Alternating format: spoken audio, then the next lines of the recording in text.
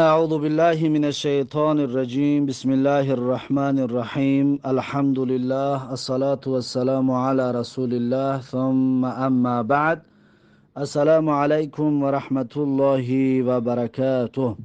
خب امام نووی رحمه الله تعالی در کتاب ریاض الصالحین در باب وجوب واجب بودن اطاعت کردن اولوالامرها در غیر معصیت، در این باب میگوید در زیر حدیث 668: و عن ابی هنیدة وائل بن حجر رضی الله عنه قال، یعنی که از ابی هنید وائل بن حجر رضی الله عنه روایت است که گفت، و از ابو هنیده وائل بن حجر رضی الله عنه روایت است که گفت: قال سأل سلمة بن یزید الجعفی رسول الله صلی الله علیه و سلم.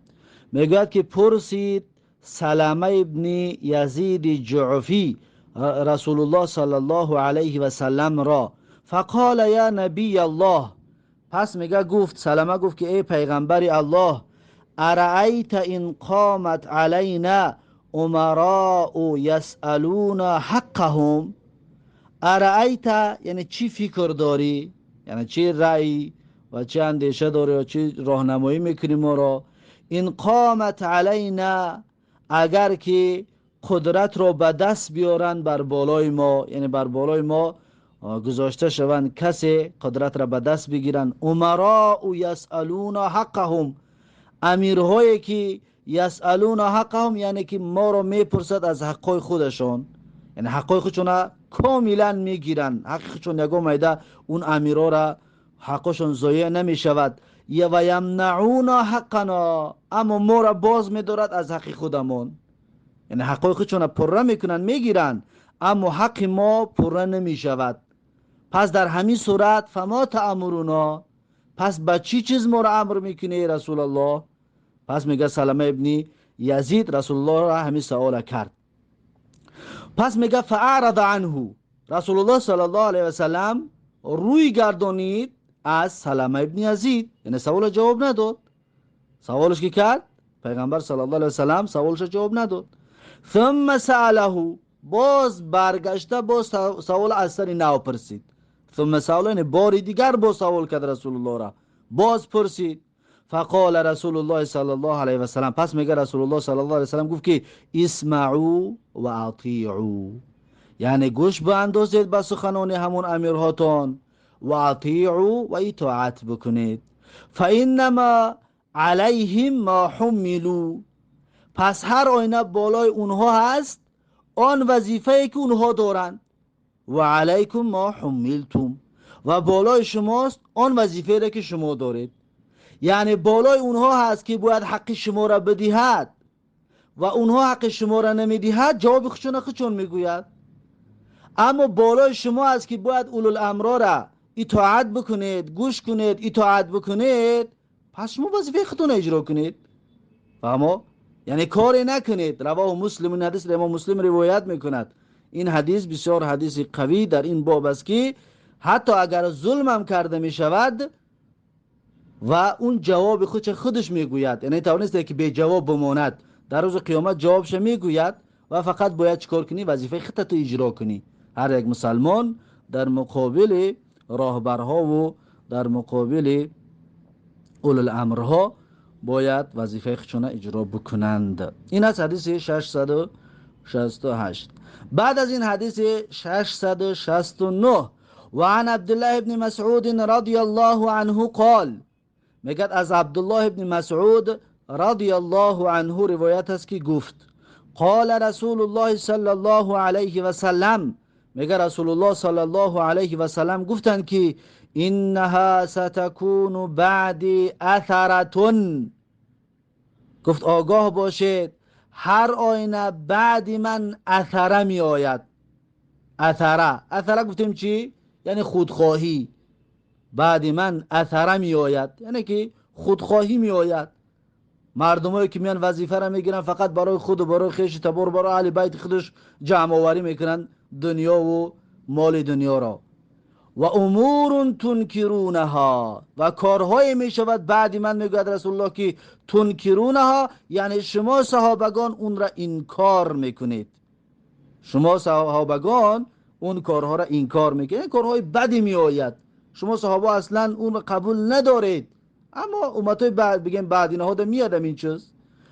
قالوا یا رسول الله، بعد میگه سوال کردن صحابگان که ای رسول الله کیف تأمر من ادرک من ذلك، یعنی چی امر میکنی کسی که درک کند از ما همان زمان را. رفتو که ما یگان صحابه زنده باشیم، یک امیر بیاید، یک کسی بیاید که اثره داشته باشد، یعنی خودخواهی داشته باشد، فقط برای خودش و اهل بیتش جمع بکند و دیگرها را از حقشون محروم بکند، پس در همین صورت ای رسول الله ما چیکار بکنیم؟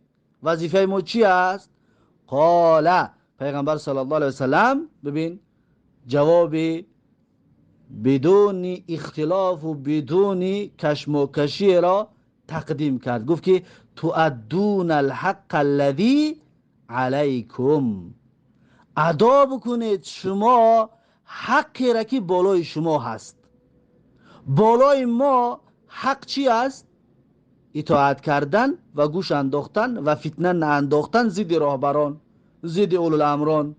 پس پیغمبر گفت تؤدون الحق الذی علیکم، ادا بکنید شما حقی را که بالاتون هست، همون حق را ادا بکنید. و تسألون الله الذی لکم، و بپرسید الله تبارک و تعالی را الذی لکم، یعنی آن حقی که برای شما هست، از الله تبارک و تعالی بپرسید.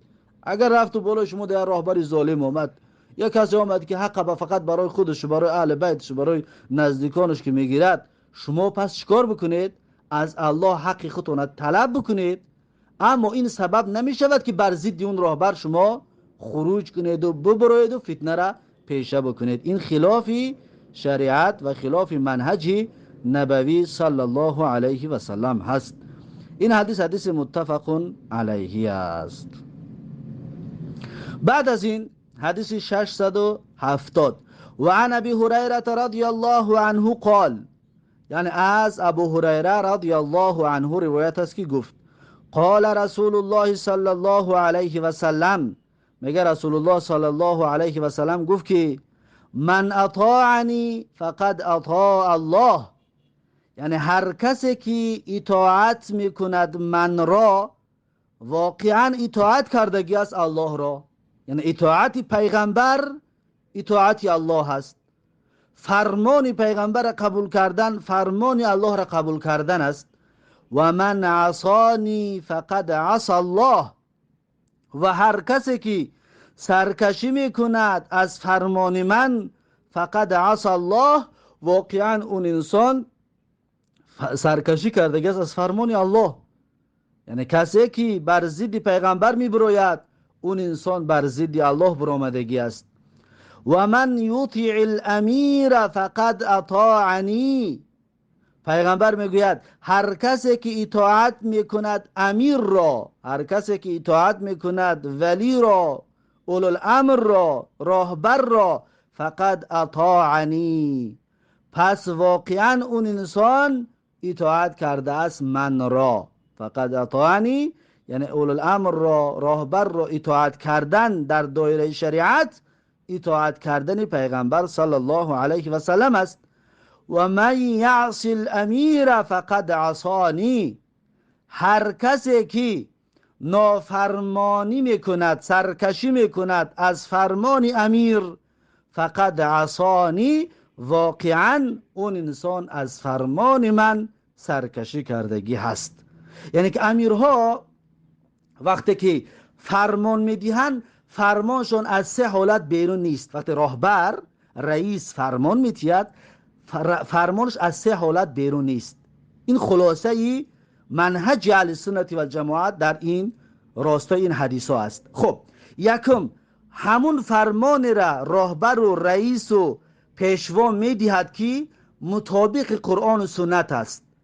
در این صورت واجب است که ما اون را اطاعت بکنیم. فهمو؟ مثلا مردم امر میکنند به ریش ماندن، مردم امر میکنند به نماز خواندن، مردم امر میکنند به جهاد کردن، مردم امر میکنند به کارهای خیر. پس شریعت امر کردگی است به همین چیزها، پس ما باید او امیر اطاعت کنیم، واجب است. این یکم مسئله، یکم امر امیرها. دویم امر امیر به یک کار امر میکند که اون کارش در قرآن و سنت نیست، نه ثواب است و نه گناه، یعنی در قرآن و سنت نه مخالف است و نه موافق، یعنی در قرآن و سنت نیست.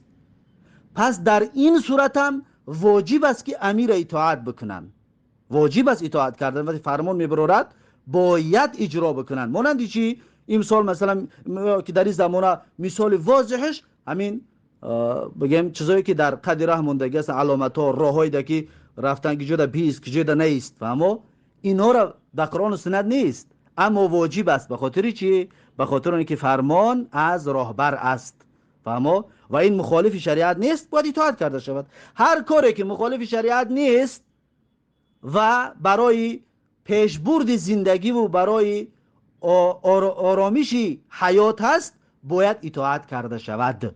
اینم واجب است. این دوتاش واجب شد.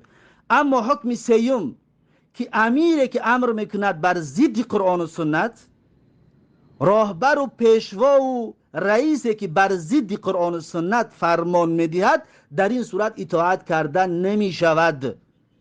در این صورت اطاعتش بگه در همین مسئله همون گناه ده اطاعتش نمی کنیم و بر ضدش هم نمی برایم و فتنه هم نمی اندازیم. فهمو؟ این هست منهج اهل سنت و الجماعت. اگر که ما میتونیم میریم دعوتش میکنیم، اگر امکانش داریم میتونیم دعوتش کرده بتونیم و در تنهایی، نه اینکه در بین جمعیت، نه اینکه به طریق شبکه‌های اینترنتی و این چیزها، اینا حرام هستن، اینا ضد منهج اهل سنت و الجماعت هستند. خب پس این سه حالت بیرون نیست فرمانهای امیرها و راهبران. فهمو؟ این منهج اهل سنت و الجماعت در این مسئله هست. پس پیغمبر صلی الله علیه و سلم در این حدیث چی گفت؟ و من یطیع الامیر فقد اطاعنی، هر کسی که امیر را اطاعت کرد پس واقعا از من اطاعت کردگی است. و من یعصی الامیر فقد عصانی، و هر کسی که راهبر را یا از راهبر سرکشی کرد، از فرمان راهبر سرکشی کرد، فقد عصانی، واقعا از فرمان من سرکشی کرده. گفتیم که در اون دو قسمی فرمان ها، اما قسم سومش که مخالف شریعت باشد اون را حتما اطاعت نمیکنیم، زیرا که در درس گذشته گفتیم یعنی در معصیت باشد اطاعت کردن نمی شود، اما فتنه هم انداختن نمی شود. هر دوش معنی است، نه اطاعتش میکنیم نه فتنه می اندازیم بر ضدش و قبول نمیکنیم اون فرمانهایشون را. متفق علیه، حدیث متفق علیه هست. بعد از این حدیث 671 وعن ابن عباس رضی الله عنهما ان رسول الله صلی الله علیه و سلم قال، یعنی که از ابن عباس رضی الله عنهما روایت است که رسول الله صلی الله علیه و سلم گفت: من کره من امیره شیئا فلیصبر. ببین فرمان ها همه واضح و روشن است. منهج اهل سنت و الجماعت الحمدلله گرفته شده از همون اعتقاد راستین و یا که از همون حدیث های درست رسول الله صلی الله علیه و سلم است. میگه من کره من امیره شیئا، هر کسی که بد ببیند از امیر خودش، از راهبر خودش، شیئا عمل را، چیزی را، مثلا امیر دگان کار میکند که بد میآید نمیفارته، پیغمبر میگه فلیصبر، پس باید صبر بکند این انسان. یعنی فتنه نه اندازد که من این کار برای من معقول نیست و من خلاصه 10 نفر 20 نفر جمع کند، فتنه اندازی نکند. فلیصبر، پس باید صبر بکند. فانه من خرج من السلطان شبرا مات میتة جاهلیه. چرا رسول الله میگه فلیصبر؟